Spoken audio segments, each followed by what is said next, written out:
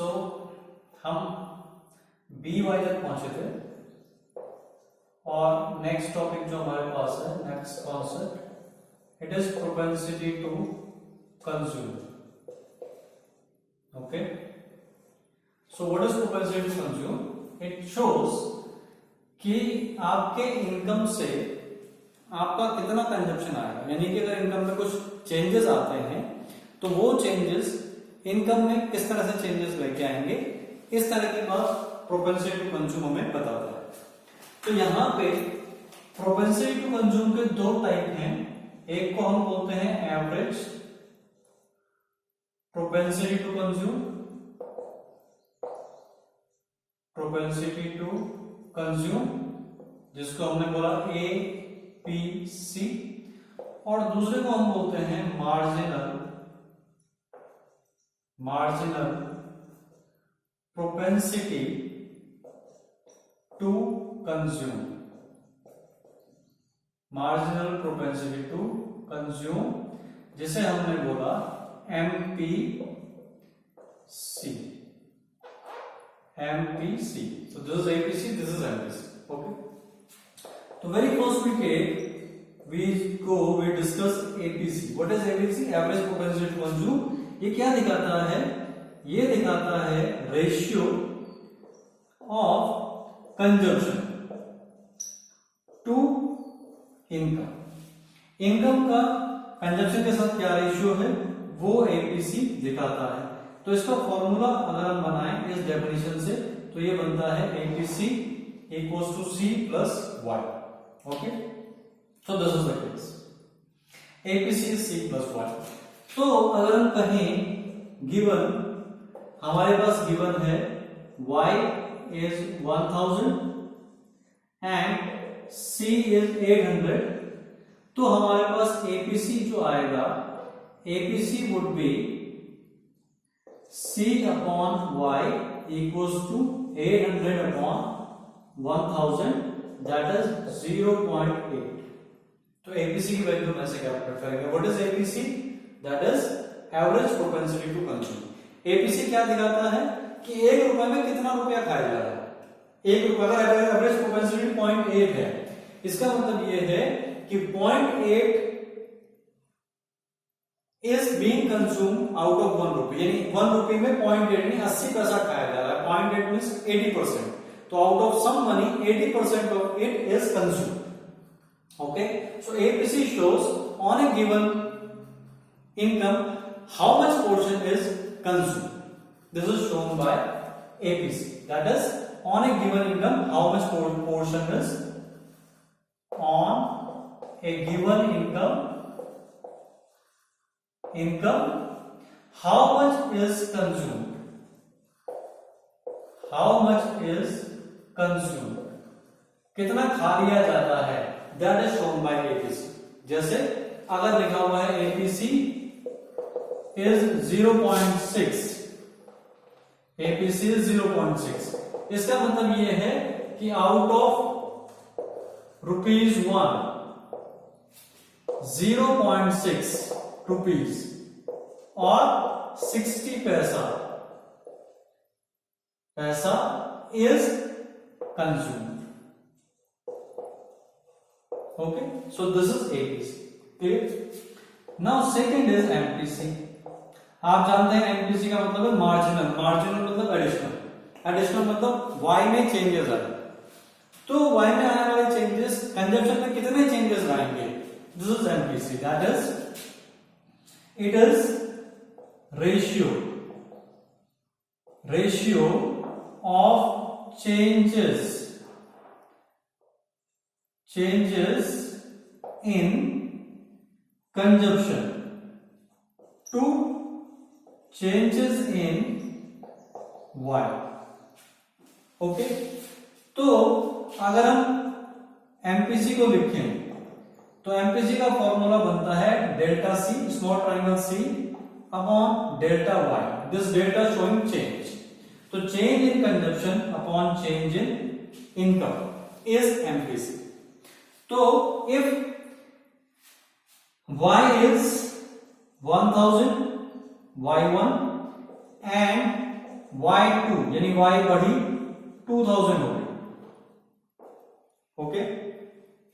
And consumption 1 is से 600 and consumption 2 is से 1100। इस पे कंजप्शन ये है, इस इनकम पे कंजप्शन ये है। तो जो एमपीसी होगा, MPC would be changes in consumption upon changes in Y, okay. So Y में कितने के चेंजेस हुए, वाई 1000 से 2000 हो गए, 1000 के चेंजेस वाई में हुए। और कंजप्शन में कितने के चेंजेस हुए, कंजप्शन 600 से 1100 हो गया। तो कंजप्शन में चेंजेस हुए 500 के और इनकम में चेंजेस हुए 1000 के। इस तरह से जो एमपीसी हुआ that is 0.5, clear. So 0.5, this is MPC, clear? So now the point is MPC or APC. Other MPC, if MPC is 0.7, तो इसका मीनिंग क्या होगा, इसका मीनिंग होगा the meaning of this is कि out of ₹1 change in income 0.7 rupees will be changed in consumption. That is, if income changes by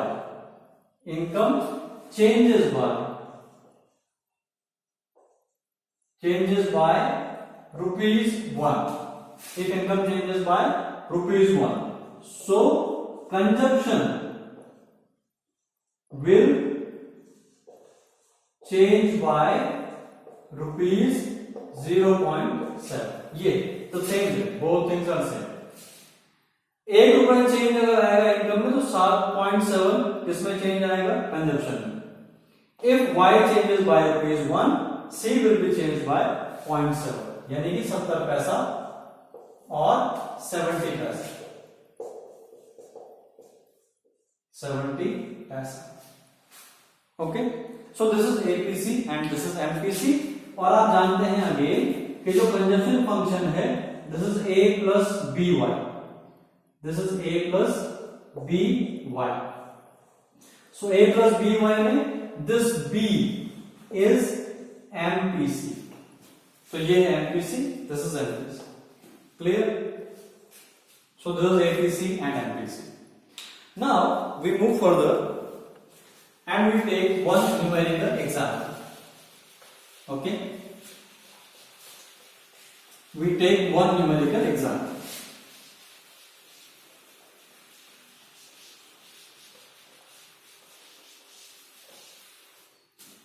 Suppose given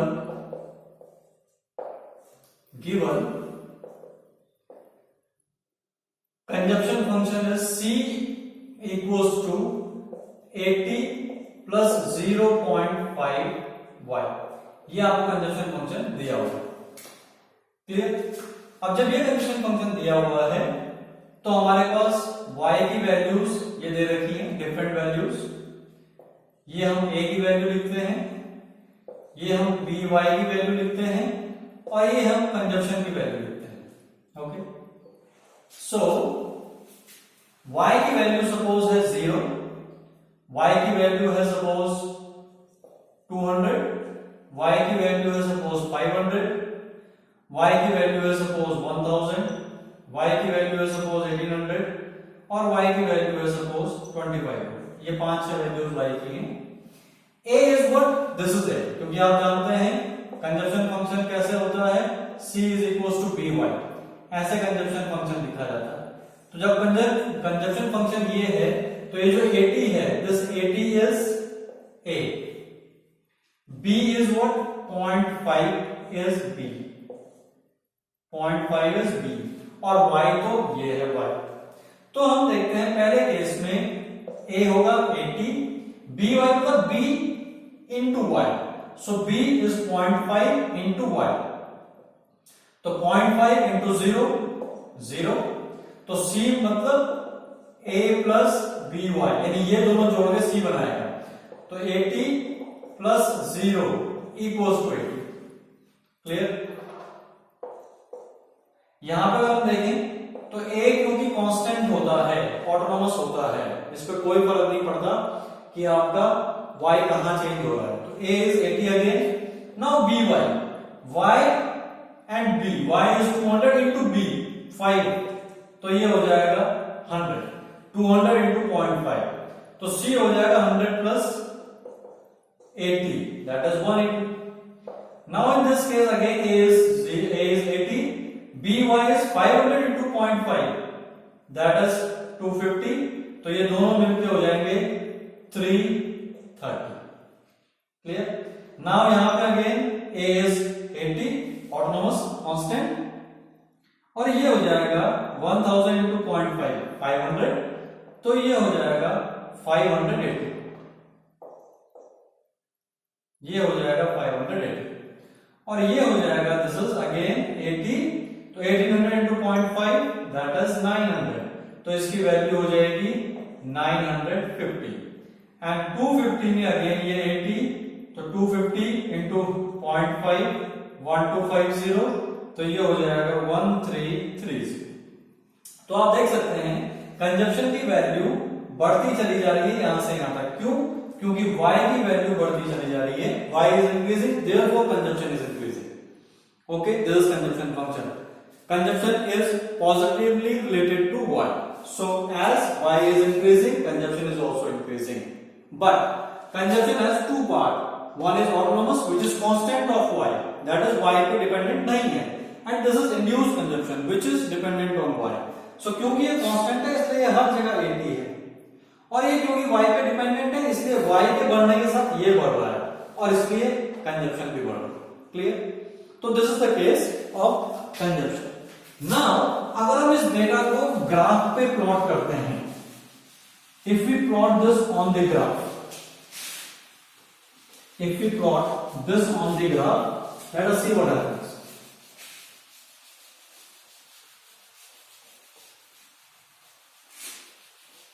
Suppose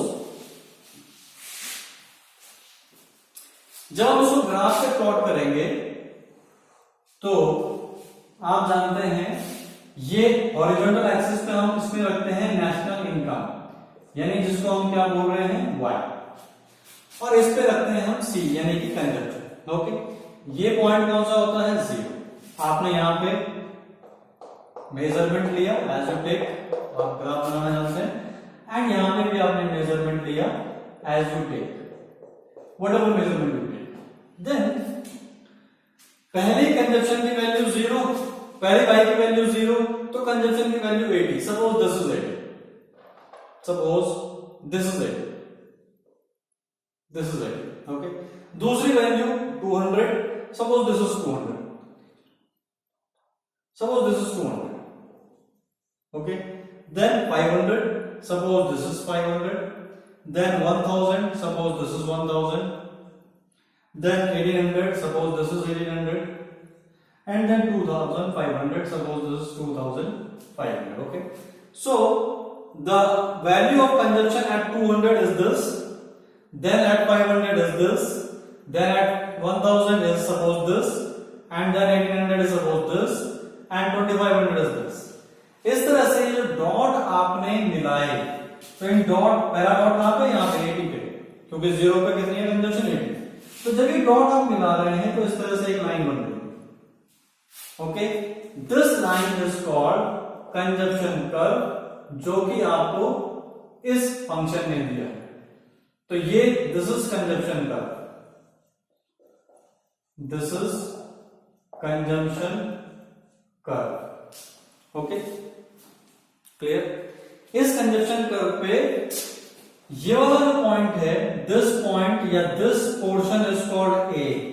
ए कौन सा a है? ये वाला ए, कांस्टेंट वाला, कांस्टेंट वाला consumption, that is autonomous consumption. Clear? समझने के लिए अगर हम यहां से एक लाइन ड्रॉ करते हैं, सपोज एक स्ट्रेट लाइन ड्रॉ करते हैं, as you will to be straight, एक ऐसे स्ट्रेट लाइन ड्रॉ करें, इसको स्ट्रेट समझे आप, assume it to be straight. तो 200 पे जो कंजप्शन है वो ये है, 500 पे जो कंजप्शन है वो ये है, 1000 पे जो कंजप्शन है वो ये है, 1800 पे जो कंजप्शन है वो ये है, और 2500 पे जो कंजप्शन है वो ये है।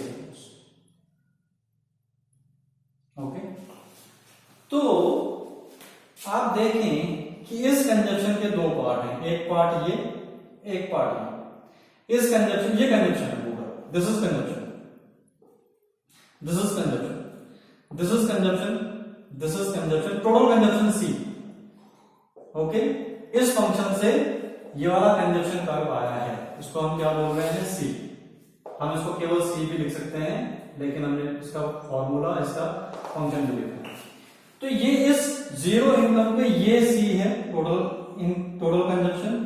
200 के इनकम पे ये C है, 500 के इनकम पे ये C है, 1000 पे ये C, देन ये C, देन ये C।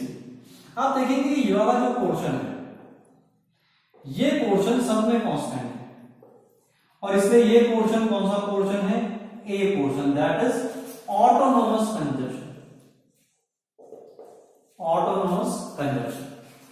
लेकिन ये वाला पोर्शन, ये लाइन, ये लाइन, ये लाइन, ये और ये ओवर द टाइम बढ़ता चला जा रहा है। जैसे ये इनकम बढ़ रही है वैसे इसका भी डिस्टेंस बढ़ता जा रहा है, ये डिस्टेंस, ये लाइन बड़ी होती जा रही है।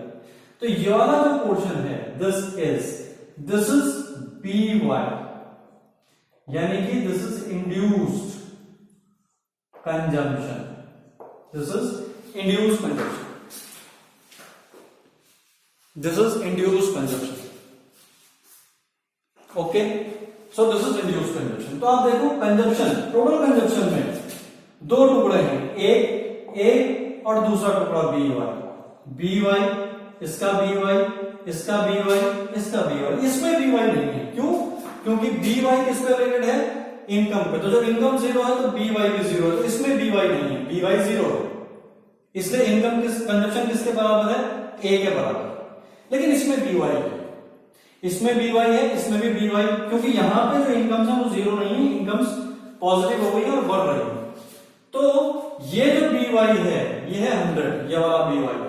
ये जो BY है दिस इज 250, ये वाला BY। ये जो BY है दिस इज 500, ये जो BY है दिस इज 900, ये जो BY है दिस इज 1250। तो आप देखो 100 से 250 से 500 से 900 से 1250 बढ़ा। क्यों? क्योंकि इनकम बढ़ी। तो दिस इंड्यूस मींस ये इनकम पे डिपेंडेंट है, इनकम के बढ़ने के साथ साथ बढ़ता है, लेकिन ये कांस्टेंट है। दिस इज 80 एवरीवेयर, ये यहाँ पे भी 80 है, यहाँ पे भी 80 है, यहाँ पे भी 80 है, यहाँ पे भी 80 है और यहाँ पे भी 80 है। तो ये ऑटोनोमस कंजप्शन है, ऑटोनोमस यानी कांस्टेंट कंजप्शन है जो वाई पे डिपेंड नहीं करता। और इस तरह से ये टोटल कंजप्शन है, और टोटल कंजप्शन भी इसके साथ बढ़ रहा है, क्योंकि ये वाला पोर्शन टोटल कंजप्शन का धीरे धीरे बढ़ता चला जा रहा है। तो ये कंजप्शन कर्व कौन बना रहा है, कंजप्शन फंक्शन बना रहा है। ठीक है, कंजप्शन फंक्शन हमने कैसे लिखा है इस केस में, हम लिखा 80 प्लस 0.5y, इस तरह से कंजप्शन फंक्शन आया और इस कंजप्शन फंक्शन ने ये कर्व बनाया। Okay, is that clear? तो ये आपका कंजप्शन कर्व है। हमने कंजप्शन डिमांड देखी है, कंजप्शन डिमांड है, consumption curve, consumption function, average propensity to consume, marginal propensity to consume. Okay, अब इसमें एक लास्ट पॉइंट है, the last thing is, last point is, suppose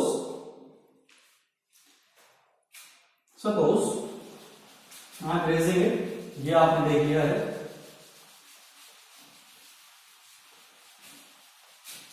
suppose हम इस ग्राफ पे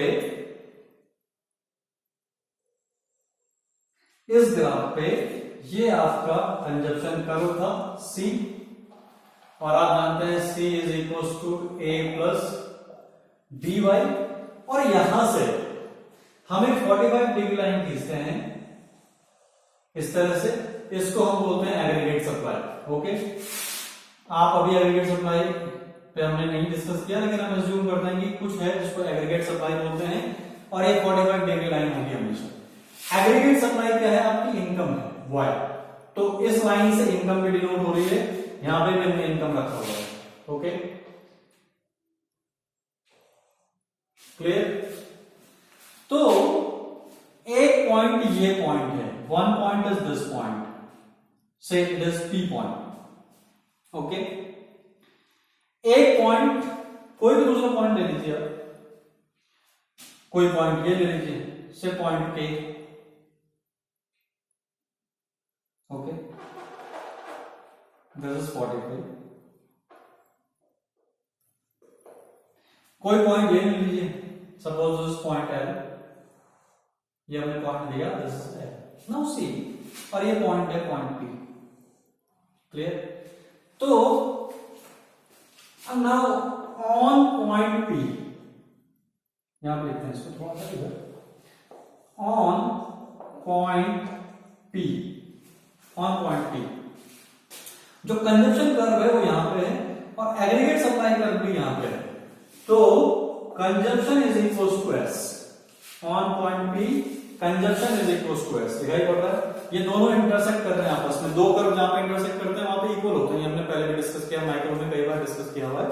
जहां पे दोनों कर्व इंटरसेक्ट करते हैं वहां पे क्या होता है, वो दोनों आइडेंटिटी, वो दोनों चीजें बराबर होती हैं जिनको वो डिनोट कर रहे हैं। तो ये इनकम और ये कंजप्शन बराबर है यहां पे C, इस पॉइंट पे P पॉइंट पे। You can see it, on point P consumption is equal to S, consumption is equal to AS in Y। क्या है, क्यों है ऐसा?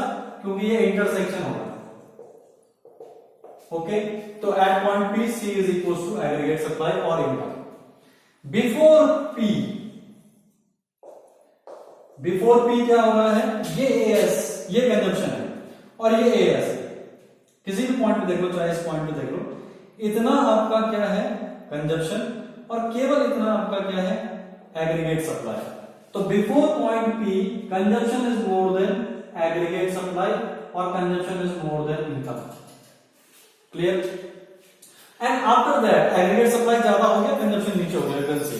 इससे पहले कंजप्शन ऊपर है, एग्रीगेट सप्लाई नीचे है, इसके बाद एग्रीगेट सप्लाई ऊपर हो गया, कंजप्शन नीचे नहीं, कंजप्शन कम हो गया, एग्रीगेट सप्लाई ज्यादा हो गया। तो आफ्टर पॉइंट P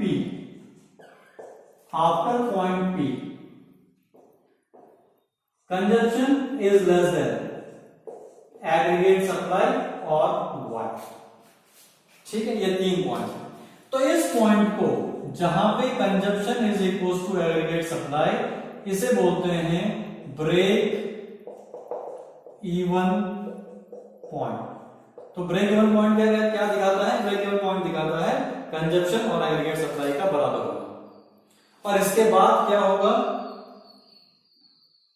हमारा कंजप्शन कम हो जाएगा और एग्रीगेट सप्लाई ज्यादा होगा। लेकिन इससे पहले एग्रीगेट सप्लाई कम होगा, यानी इनकम कम होगा और कंजप्शन ज्यादा होगा। एग्रीगेट सप्लाई का ही दूसरा नाम क्या है, income. Okay, so before this point consumption, ये सारे टुकड़ों में, ये सारे जगह यहां पे consumption is more than aggregate supply यानी इनकम। एंड ये सारी जगह, ये कोई भी जगह जो कि इस पॉइंट के बाद है, this is consumption is less then aggregate supply यानी कि इनकम। ओके, एक बात ध्यान रखिए, aggregate supply is income. Aggregate supply का ही दूसरा नाम क्या है, इनकम। तो ये एक पॉइंट हमने डिस्कस किया कि ये आपका पॉइंट, ये आपका P ब्रेक इवन पॉइंट कहलाता है, जहां पे कंजप्शन एग्रीगेट सप्लाई के बराबर है। इससे पहले कंजप्शन ज्यादा होता है एग्रीगेट सप्लाई से, और ये एग्रीगेट सप्लाई से इसके बाद कम हो जाता है। Consumption is less than income, consumption is more than income. On this P point consumption is equal to income. Income क्या, एग्रीगेट सप्लाई। ओके, इसके आगे हम नेक्स्ट वीडियो में देखेंगे। Thank you very much.